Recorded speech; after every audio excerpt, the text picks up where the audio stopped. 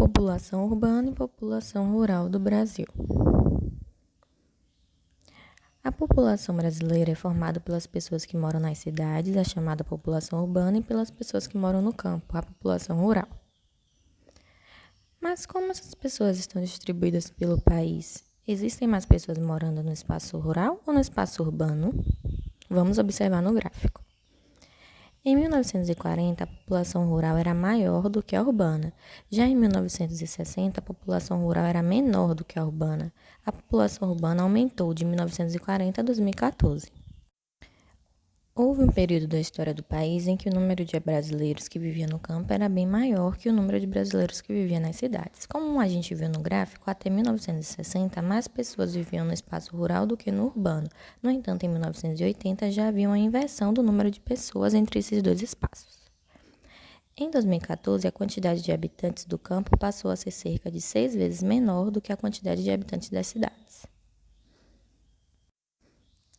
A grande quantidade de pessoas que migrou, ou seja, saiu do espaço rural para viver nas cidades, reforçou o crescimento da população urbana no Brasil. Esse intenso movimento ocorrido principalmente na década de 70 recebeu o nome de êxodo rural e foi provocado pelos seguintes fatores: mecanização do campo. A crescente utilização de máquinas no campo aumentou a produção das lavouras e diminuiu a necessidade de contratação de mão de obra, de modo que muitos trabalhadores rurais ficaram desempregados.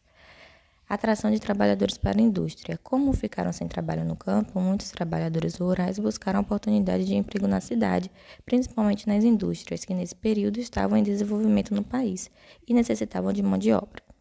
Busca por melhor qualidade de vida. As pessoas se deslocavam para o espaço urbano procurando obter melhores condições de vida do que tinham no espaço rural, pois as cidades ofereciam maior acesso à saúde e educação, entre outros benefícios. O acelerado crescimento da população urbana causou diversos problemas às cidades. Elas não estavam preparadas para receber uma quantidade tão grande de pessoas como ocorreu nas últimas décadas.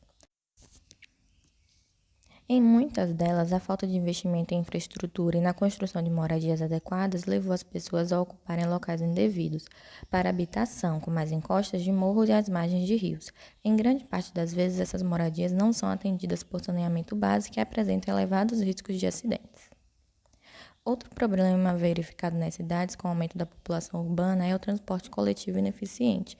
A superlotação de ônibus, trens e metrôs é um dos problemas enfrentados diariamente pelas pessoas nas cidades, principalmente nos maiores centros urbanos.